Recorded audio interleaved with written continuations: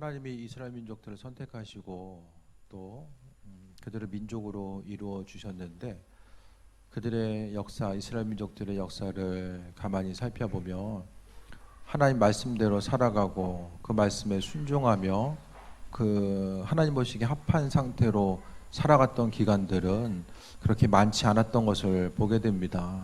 항상 이스라엘 민족들은 우상 숭배에 노출되어 있었고 하나님의 예비하심과 인도하심을 바라보지 못했는데, 이스라엘 민족들이 그들의 역사를 통해 보면 하나님은 계속 우상 숭배하지 말라고 말씀하셨는데 그것을 중요하게 여기지 않았어요. 그러니까 우리는 지금 다 하나님 한 분이시고 또 우리의 삶의 여정 가운데 또 유일신 하나님 한 분밖에 없다는 것을 잘 알고 있는데, 그러니까 이스라엘 민족들 전체 역사를 통해 보게 되면 하나님 한 분이구나, 그것에 대해서 이스라엘 민족들이 깊이 깨달아 알고 또 신앙적으로 정립이 됐던 것은 나라 망하고 나서입니다. 남유다까지 완전히 북이스라엘 멸망하고 남유다까지 다 망하고 나니까 하나님 한 분이었구나, 또 우리가 우상숭배했구나, 우상숭배하다가 나라 망했구나, 그것에 대해서 깊이 깨달아 알게 됩니다. 이것이 이제 지금 계속해서 성경을 통해서 우리가 구약 성경 읽다 보면은 우상숭배 하지 말라는 거 계속하고 또 가뭄이 오고 환난과 어려움, 적들이 침입하는 이 계속해서의 어려움이 있었지만 그들은 그 어려움과 환난에 대해서 온전히 인식하지 못하면서 살아가게 됩니다. 그러니까 중요한 것은 우리가 말씀을 통해서 하나님 어떤 분이신지에 대해서 깨달아 알고 또 살아가야 되는데, 오늘 히스기야는 남유다 가운데서도 몇 안 되는 하나님 보시기에 합한 왕이었다라고 말씀하고 있습니다. 그래서 18절에 보면 13대 왕 히스기야가 왕이 됩니다. 그래서 2절에 보면 그가 왕이 될 때의 나이가 25세였고 예루살렘에서 29년간 다스리고 또 이렇게 나오게 되죠. 그러면서 그가 3절에 보니까 히스기야가 그의 조상 다윗의 모든 행위와 같이 성경에서의 온전함에 있어서의 가장 기준은 바로 다윗이에요. 하나님이 다윗을 선택하시고 인도하시고 함께 하셨다. 그러니까 다윗을 통해서 모든 역사를 이루어졌다. 그러니까 모든 그 모범적인 신앙인의 중심을 바로 다윗으로 보게 됩니다. 그래서 다윗을 통해서 다윗과 같이 행했다라면 하나님과 합한 상태이고, 또 반대의 인물이 있어요. 누구죠? 여로보암. 솔로몬 이후에 북쪽은 이제 여로보암이 왕이 되잖아요.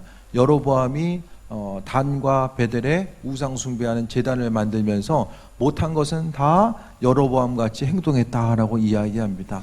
그래서 여러분이 이제 삶이 기준이 되었을 때에 삶의 이제 이 시대 가운데 정말 좋은 신앙의 모범이 되어야 됩니다. 점점 주님 오심의 때가 다가올수록 이 신앙의 모범을 삼을 수 있는 사람들을 찾기가 힘든 시대를 살아가고 있죠.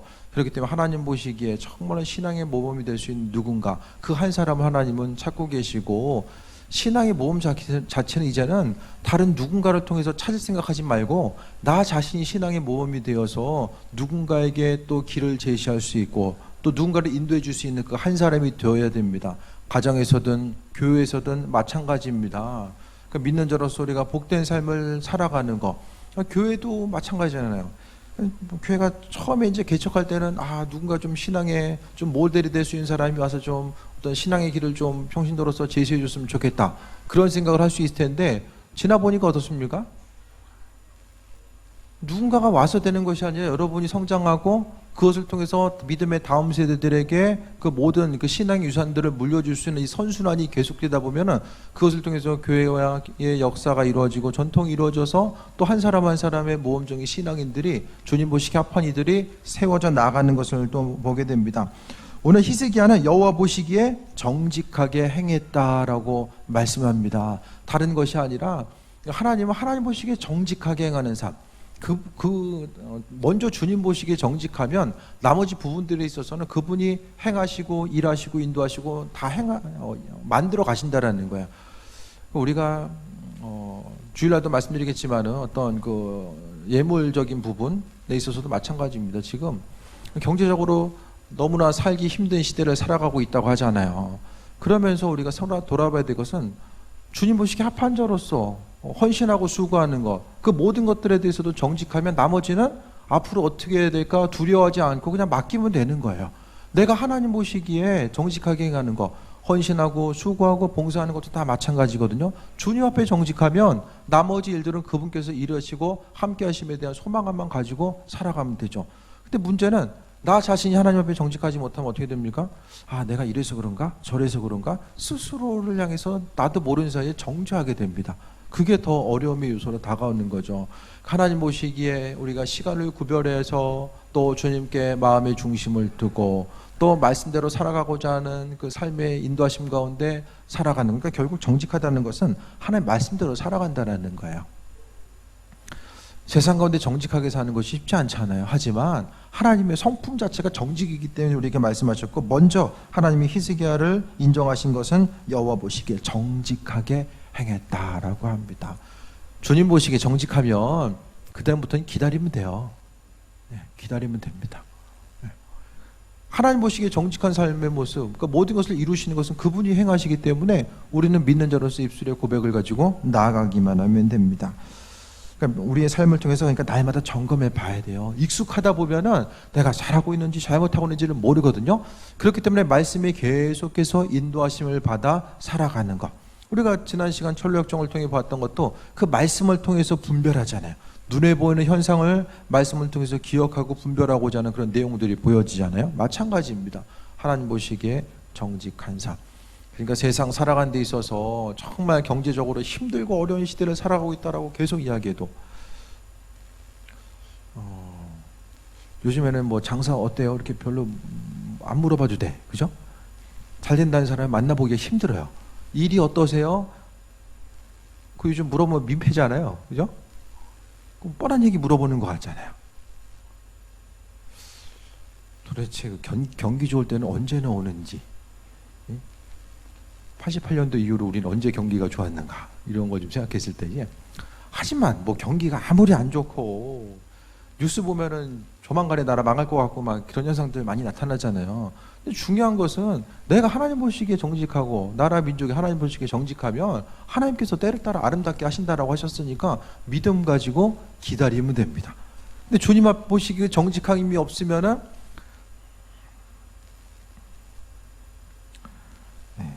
스스로 자존감이 떨어져요. 자존감이 떨어져요. 누가 뭐라고 안 하는데 내 스스로. 그 다음에 4절 보면은 그가 여러 산당들을 제거하며 주상을 깨트리며 아세라 목상을 찍으며, 이게 왜 그런 거죠? 아니, 하나님을 믿는 이스라엘 백성들이 산당이 있고 주상, 아세라 목상, 우상을 깨트렸다라고 이야기합니다. 산당이 뭐냐면 조금 언덕 가운데서 우리나라 이제 조상을 모셔놓은 그런 산당들이 있었잖아요. 그렇게 이제 조그맣게 산당을 만들어 놓고, 이 산당이 어떤 역할을 했냐면은 믿음 좋을 때는 거기서 하나님께 예배하고, 믿음 안 좋을 때는 같이 모여가지고 거기서 우상 숭배하고, 한순간은 똑같은 장소인데 한순간은 교회였다가 조금 지나가면 절이었다가 사람들도 비슷해. 근데 장소는 비슷한데 이게 왔다 갔다 하는 거예요. 이게 산당이에요. 그러니까 왕들이 산당을 잘 못 없앴어요. 왜냐하면 사람들이 그 민심을 달래기 위해서 산당을 못 없앴다라는 거예요. 그러니까 성경 가운데서 하나님 보시기에 정직하게 행했는데 산당은 없애지 못했다는 왕들도 또 꽤 나오게 돼요. 그래서 하나님 보시기에 완전하게 신앙 개혁을 하고 또 스스로 하나님 보시기에 합한 자로서 살아가는가의 기준 자체가 이 산당, 이것이 아주 중요한 역할을 하게 됩니다. 산당까지도 히스기야는 제거하게 됩니다. 그러니까 맨 마지막에 보게 되면은 요시야 왕 때는 지방에서 이제 제사 못 드리게 했어요. 예배 드리려면 다 예루살렘으로 와서 예배 드려. 왜냐면은 산당 가운데서도 계속해서 우상 숭배가 나타나니까 우상 숭배 못하게 하려고 극단적인 조치를 취한 거죠. 그러니까 지방에 있는 사람들이 다 서울로 올라와야 돼, 예배 드리려면. 그런 상황.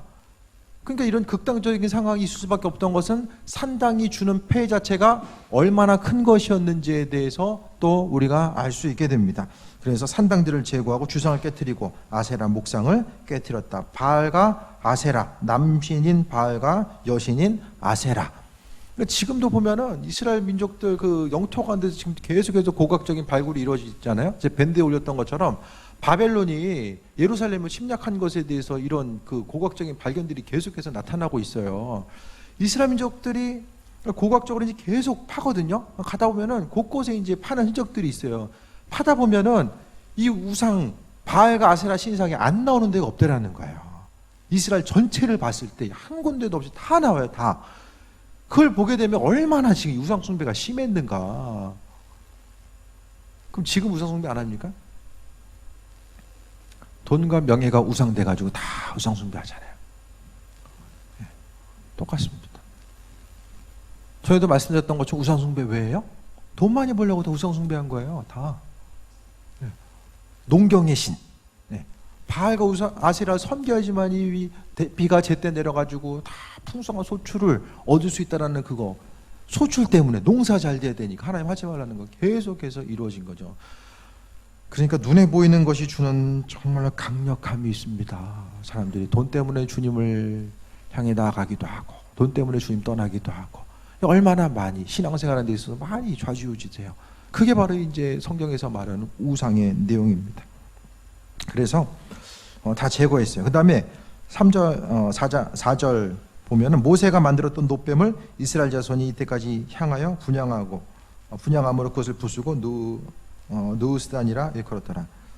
우리가 아는 것처럼 그 이스라엘 민족들이 우상 숭배하고 또 입술로 불만하고 불평했을 때에 뱀이 나와가지고 물리잖아요. 근데 모세가 놋뱀을 만들어가지고 올려놨을 때 그걸 본 사람은 살았어요. 본 사람은 살았던 것을 반대로 이야기하면 안 본 사람들도 있었다라는 거예요.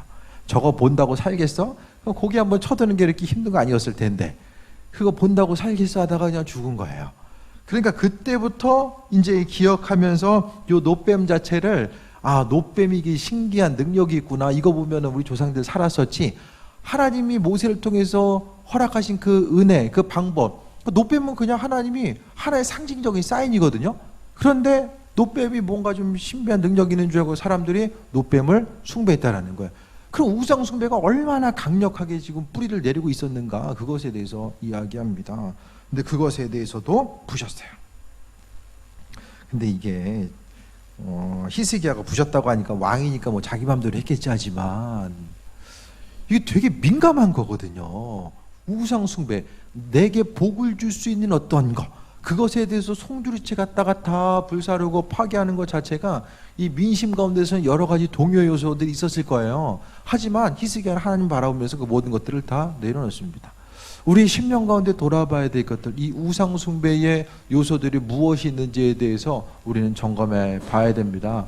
하나님 보시기에 우리가 주님보다 더 마음의 중심을 두고 있는 그 어떤 것들이 무엇이 있는지에 대해서 항상 돌아봐야 됩니다. 그러니까 우상 숭배가 뭐가 문제가 되냐면 우상 숭배하다 보면 하나님께서 허락하신 은혜와 축복들을 받지 못해요. 우상 숭배하면 마음의 중심이 거기가 있으면은 하나님께서 허락하신 은혜를 받지 못합니다. 아무리 하나님께서 주시려고 해도 우리의 심령 자체가 우상 숭배로 채워져 있으면 우상 숭배하고 마음의 중심이 거기가 있는 사람에게 하나님이 아무리 부어줘 봤자 그게 하나님 허락하신 것들로 이어질 것이며 또 그들이 생각할 것이며 그거 자체가 결국 도움이 되겠습니까?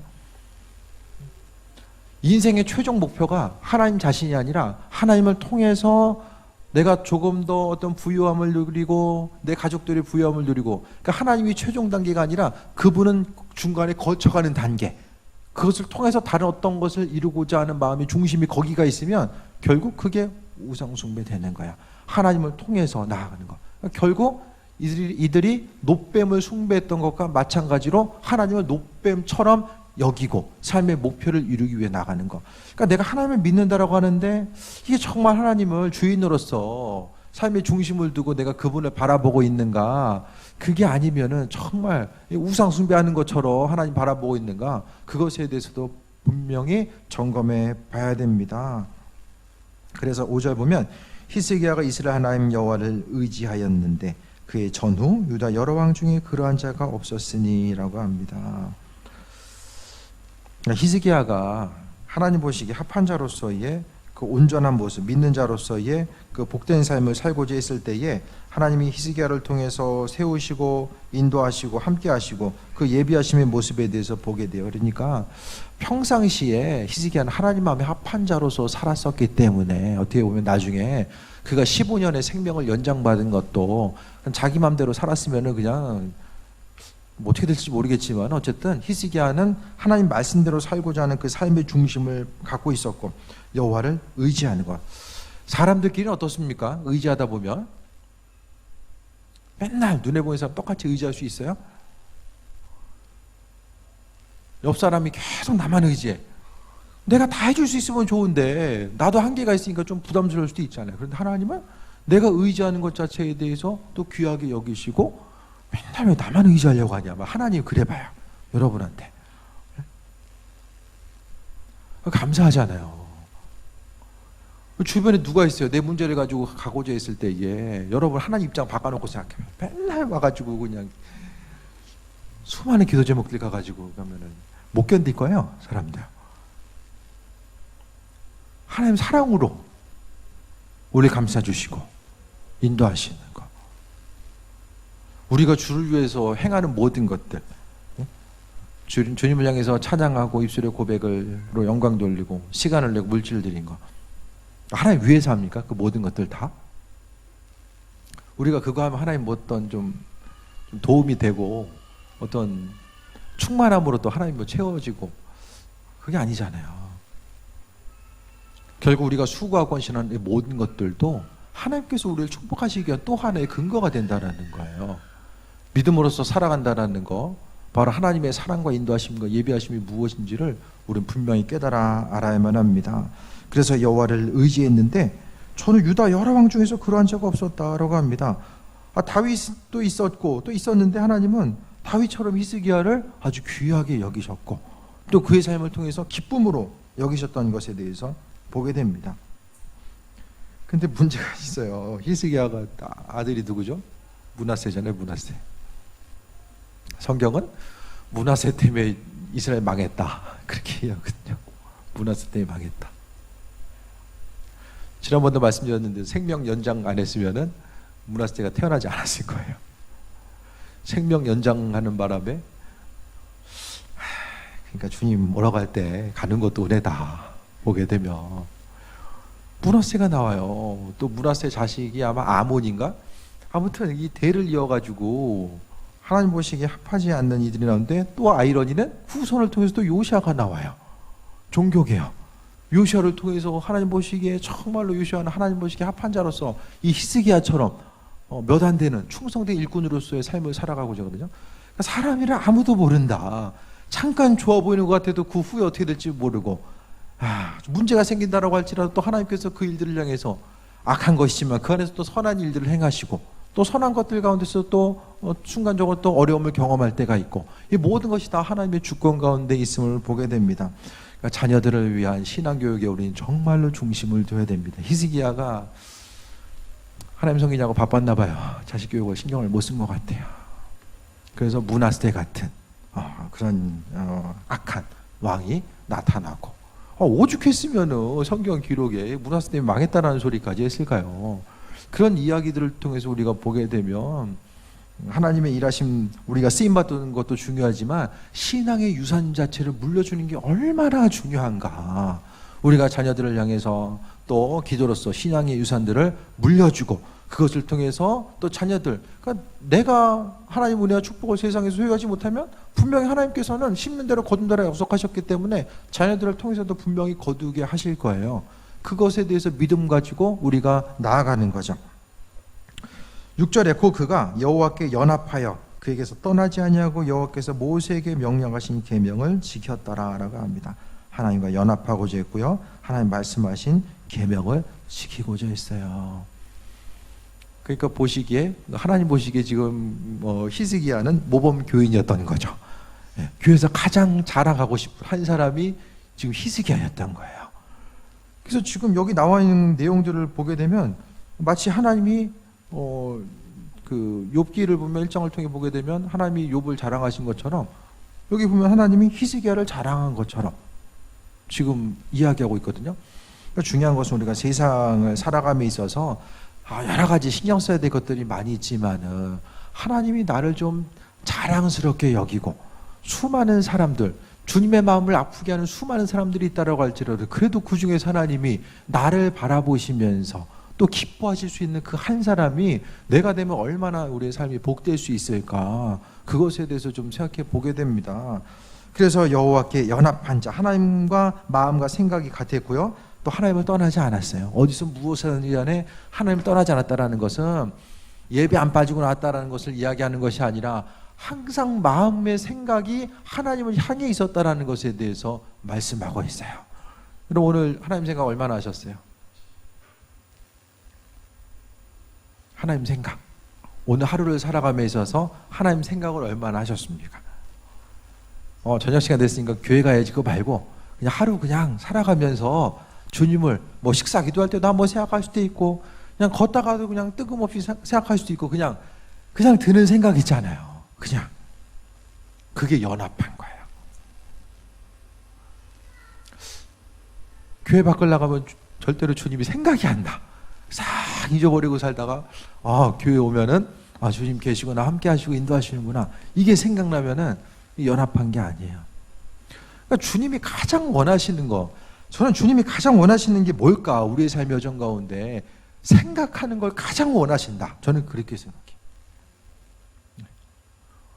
힘든 일이 있어가지고 주님 이거 문제 해결해 주셔야 되는데 그것보다도 그냥 아무 일 없어도, 기쁘나 어려우나 아무 일 없어도 그냥 주님이 문득 생각나서, 주님 어디서 뭐하고 계실까?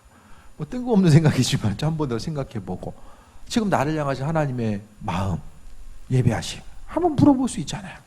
큐티할 때도 물어볼 수 있고, 주님 제가 지금 잘하고 있나요? 주님 모시기 합한 자로서 지금 살아가고 있나요? 좀 더 객관적으로 주님의 시선으로 나를 좀 바라보는 거예요. 때로는 내가 나를 바라보기보다는 주님의 시선으로 나를 바라보고자 하는 이 순간순간, 그것을 통해서 내 가정생활이나 직장에서나 교회에서나 나를 한번 바라보는 거예요. 주님의 시선으로 바라보고자 했을 때에 내가 누구인지를 다시 한번 돌아보게 되고, 또 주님 마음에 대해서 돌아보다 보니까 아버지 마음에 합한 자로서의 삶을 살고자 힘쓰는 그런 부분들이 생기는 거죠. 그러니까 어떻게 하면 내가 이렇게 축복을 소유하기 위해서 무엇을 하는 것을 발버둥 치는 것, 그러니까 하나님께서 내게 무엇을 주시고 안 주시는 것은 물론 기대함을 가질 수 있지만은 그것 자체가 하나님과의 나와의 관계성 가운데서 어떤 절대적인 요소로서 무언가가 작용돼서는 안 된다라는 거예요. 그냥 있으나 없으나 서로 그냥 주고받을 게 있으면 만나고 뭐 주고받을 게 없으면 그냥 인간관계 단절하고, 이 주님과의 관계성은 그게 아니잖아요. 주님이 우리를 선택해 주심 자체가 우리에게 뭐 받을 거 있어가지고 해주신 게 아니잖아요. 그냥 사랑으로 인도하셨던 것처럼 우리도 마찬가지입니다. 어떤 조건이 생기면 사단이 그걸 계속해서 파고들어요. 어떤 그 강력한 목적, 거기에 사로잡혀 있으면은 사단이 그걸 계속 찔러요. 그렇기 때문에 나중에 하나님 원망합니다. 그리고 어떤 다른 문제, 예를 들어서 우리 애가 좀 서울대 갔으면 좋겠습니다. 그것 때문에 그냥 죽어라고 신앙생활하면은 들어가면 그 다음에 뭐 있습니까? 계속 또 이어지는 거거든요. 그게 이제 조건적인 거. 그러니까 신앙에 있어서 하나님 우리 있어야 될 거 필요한 건 아세요. 그러니까 때를 따라 하나님 채워주십니다.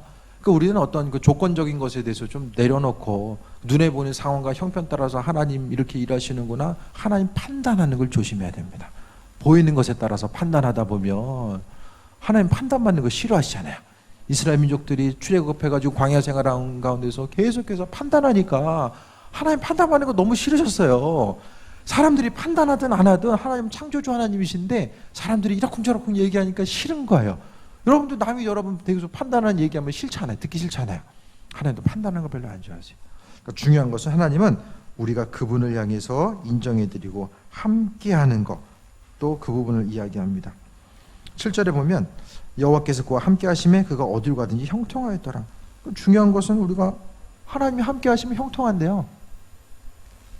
형통한 삶을 살기 위해서는 우리가 그분과 하나됨에 대한 소망과 기대함을 갖는 거야. 하나님과의 친밀함. 친밀함의 중심은 뭘까? 믿음 있는 사람이 또 친밀함 향해서 나아갈 수 있잖아요. 그러니까 하루의 삶을 통해서 내가 아침에 눈을 뜨고 분주한 일상생활 가운데서 조금씩이라도 주님을 기억하고 그분을 기억하고자 하고 또 그 세밀한 음성에 귀를 기울이고 나아가고자 했을 때에 그러니까 하나님은 그분의 뜻을 우리에게 비춰주신다는 것에 대해서 기대하면서 나아가는 거죠. 그래서 함께하는 삶이 성경 가운데서 보면은 하나님과 함께하는 삶이 가장 복된 삶의 모습임을 또 말씀하고 있습니다. 그랬을 때에 하나님이 어디로 가든지 형통하게 하셨다라고 말씀합니다. 그럼 히스기야가 한 게 뭐가 있어요? 본문에서 보면 다시 한번 보면 3절에 여호와 보시기에 정직하게 행하고요. 4절에 산당, 주상, 아세라 목상을 찍어 없앴고 또 우상 숭배, 노뱀을 없앴습니다. 그 다음에 했던 것은 여호와를 의지하고 연합하고 계명을 지키고 결국 함께하는 삶. 그러니까 결국 하나님과 함께하는 삶, 그분을 의지하고 함께하다 보니까 더욱더 친밀함 가운데 나아가다 보니까 하나님이 내게 주시는 마음이 있어요. 하나님 살아계시잖아요. 그분을 내가 의식하고 그분께 집중하려고 하다 보니까 순간순간 하나님 내 삶을 내가 하나님 말씀 가운데 비춰보길 원합니다. 오늘 하루의 삶을 통해서 하나님 내게 주신 말씀 마음에 주세요. 그것에 대해서 중심을 주다 보니까 말씀대로 마음 주신 대로 순종하는 거예요. 하나하나씩.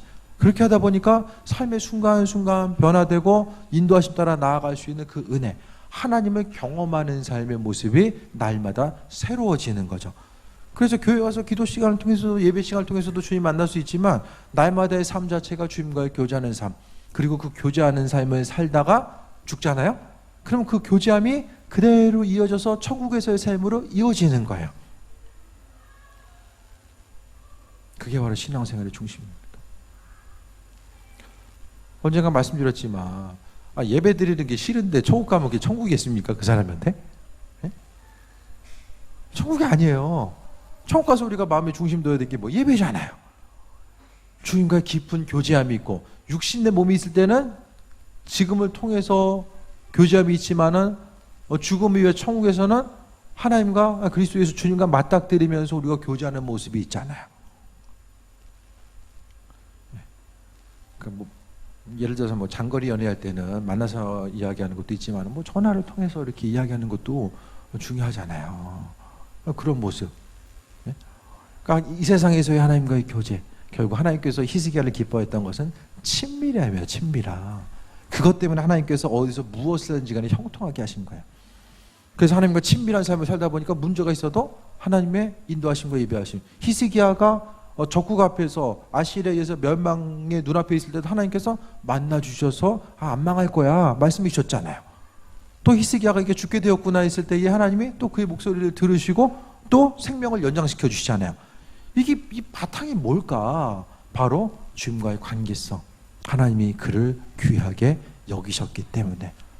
아니 다른 사람들은, 다른 왕들은 우상 숭배하고 또 기껏해야 그냥 스스로는 잘한다라고 하지만 전국에 퍼져 있었던 산당은 건들지도 못했었는데 히스기야는 나서가지고 하나님 마음에 합한 자로서 힘쓰기 위해서 정치적인 기반 자체가 흔들릴 위험성도 있었지만은 그것에 대해서 아랑곳하지 않고 하나님 마음에 합한 자로서 나아가고자 했을 때에 하나님이 기뻐하셨고 심지어는 그가 어디로 가든지 형통하게 하셨다. 가는 곳마다 안 되는 곳에 히스기야가 가니까 되는 역사들이 나타난 거예요. 이것이 바로 하나님의 형통함의 역사입니다. 여러분의 삶의 여정 가운데서 마찬가지입니다. 힘들고 어려운 순간, 그러니까 지금의 시대 힘들고 어려운 순간일수록 우리는 하나님의 영광을 나타내기가 아주 쉬운, 아주 좋은 기회를 만난 거죠. 모든 것이 다 잘 돼. 경기가 그냥 너무 좋아가지고 막 성장률이 10% 이상씩 올라가고 막 그러면은 누가 뭘 해도 다 잘 되잖아요. 근데 지금 어려운 시기라고 하는 이때에 내가 그곳에 가서 있을 때에 다들 힘든데 내가 있는 그곳에 하나님이 나를 형통하게 하심으로 말미암아 내가 그곳에 갔을 때에 하나님의 사랑과 인도하심과 나를 통해서 주변 사람들이 은혜와 풍성함과 평강함을 누리는 그런 자유, 기쁨이 회복되는 그 은혜들을 경험할 수 있는 거죠. 그게 되기 위해서 하나님 앞에 정직해야 되고요. 하나님 말씀대로 살아가야 되고 하나님 의지하고 또 그분과 하나 되고 연합되는 삶을 살아가고자 하는 거죠. 그러니까 신앙인들이 내가 누구인지를 잘 몰라요. 내가 어떤 존재를 잘 모릅니다. 내가 하나님 보시기에 얼마나 존귀한 자인가 그걸 잘 몰라요. 그걸 모르면은 삶이 힘들고 어렵고 외롭고 또 눈에 보이는 것만 근거로 해서 봤을 때는 사람은 점점 외로워지잖아요. 시간이 가면 갈수록. 근데 그게 아니라 주님께서 내 마음을 만지시고 인도하시고 함께 하시고 주님과 교제함이 깊어지고 주변 사람들이 내 말을 들을 사람은 없다라고 할지라도 주님께서 듣고 계시고 주님께서 내게 은혜로서 나를 위로하시는 그 말씀 한마디, 또 나를 향하신 계획하심과 인도하신 그 한마디는 내 마음속에 주심으로 인해서 그 말씀 한마디 붙들고 우리가 새해 먹고 나아갈 수 있는 거예요. 주님께서 여러 말씀 안 하셔도 그냥 한마디, 나를 부르시는 그 한마디를 통해서 우리가 새해 먹고 나아가게 됩니다. 8절에 그게 블레셋 사람들을 쳐서 가사와 그 사방에 이르고 망대로부터 견고한산까지 이뤘더라. 이스라엘 민족들이 계속해서 블레셋 때문에 어려움 당했었잖아요. 근데 그들을 또한 하나님께서 이기게 하시고 대적들을 이기게 하시고 인도하심에 대한 그 풍성한 은혜를 공급받았음을 보게 됩니다. 결국 신앙생활 성경 가운데 하나님 보시기에 합한 사람들이 누구였을까? 그것에 대해서 생각했을 때 결국 주님과 교제하는 사람, 하나님의 그 세밀한 음성에 귀를 기울이고 승리하고 있었던 그 한 사람 한 사람을 하나님께서는 기억하셨고 그들에게 은혜와 축복을 허락해 주셨음을 보게 됩니다. 사단은 하나님께 집중하지 못하게 하기 위해서 계속해서 분주하게 만들고요. 중요한 것이 아닌 것을 중요하다라고 생각하게 사람을 만듭니다. 그래서 우선순위를 교묘하게 돌려버리고 하나님과의 관계만 끊어지면은 가지 포도나무와 가지에 비유해서 가지가 나무에서 떨어져 나가면 그냥 알아서 말라 죽잖아요. 마찬가지입니다. 우리로 하여금 세상을 살게 하는 것은 하나님과의 관계성입니다. 믿음 생활은 주님과의 그 친밀한 관계를 위해서 내가 예배도 하는 거 드리는 거고요. 또 주님 보시기에 그 친밀한 관계, 수고하고 헌신하고 봉사함을 통해서도 주님 만나기 위해서예요. 주님의 세밀한 음성에 좀 확신을 가지세요. 주님께서 여러분에게 오늘 하루의 삶도 또 내일 하루도 말씀하시고 인도하시고 이끄신다는 그 확신 가지면, 아니 하나님 살아계시고 우리를 사랑하신다라고 말씀하셨고, 아들은 아버지의 말씀, 양은 목자의 음성을 듣는다라고 분명히 말씀하셨잖아요. 그 성경 말씀의 근거에서 우리가 계속해서 하나님의 그 세밀한 음성에 귀를 기울이고자 했을 때에 하나님은 날마다 우리의 마음을 두드리시고 하나님의 뜻과 인도하심을 듣고자 하는 이들에게 들려주시고 인도해 주십니다. 그것이 바로 우리를 살게 합니다. 그 관계가 끊어지면 힘들고요, 또 고생스럽고 삶이 우울해지고 또 원망과 불평이 늘어나게 되고, 결국 내 마음의 상태는 어떤, 계속 말씀드리지만은 몸이 아픈 것 때문도 아니고 돈이 없어서도 아니고요, 관계의 단절, 다른 눈에 보이는 거의 단절 때문도 아니고 바로 그리스도 예수 주님과의 관계성, 거기에 문제가 생겼기 때문에 나머지 문제들도 계속해서 파생될 수밖에 없어요. 왜? 신앙생활하는 그 순간부터 내 인생의 주인 되시는 분이 그리스도 예수임을 고백하는 그 순간부터 나를 살아가게 하는 원동력은 내 힘과 능력과 의지가 아니라 바로 그분입니다. 100만 원도 없는 핸드폰 갖고 있어도 배터리 나가면 아무 소용없는 것처럼 내 안에 계신 주님으로부터 공급받음이 끊어지면 아무것도 아닙니다. 아무것도 아닙니다. 다시 한번 주님에 대해서 기억하고 오늘 히스기야가 주님 의지함을 통해서 새해 먹고 승리하는 삶을 살아갔던 것처럼 여러분의 삶의 여정 가운데서도 주님 의지하시고 또 내 삶을 통해서 일하신 하나님, 날마다 세밀한 음성으로서 일하시는 그 하나님, 그분께 집중함을 통해서 또 강건함 가지고 승리하는 귀한 삶 되시길 축원드립니다. 좀 기도하겠습니다. 주님 감사합니다. 히스기야 왕을 통해서 하나님이 기뻐하셨던 것처럼 우리도 주님 기뻐하는 삶이 되기 원합니다. 그리스도 예수 주님 의지하고자 하오니 하나님 인도하여 주옵소서.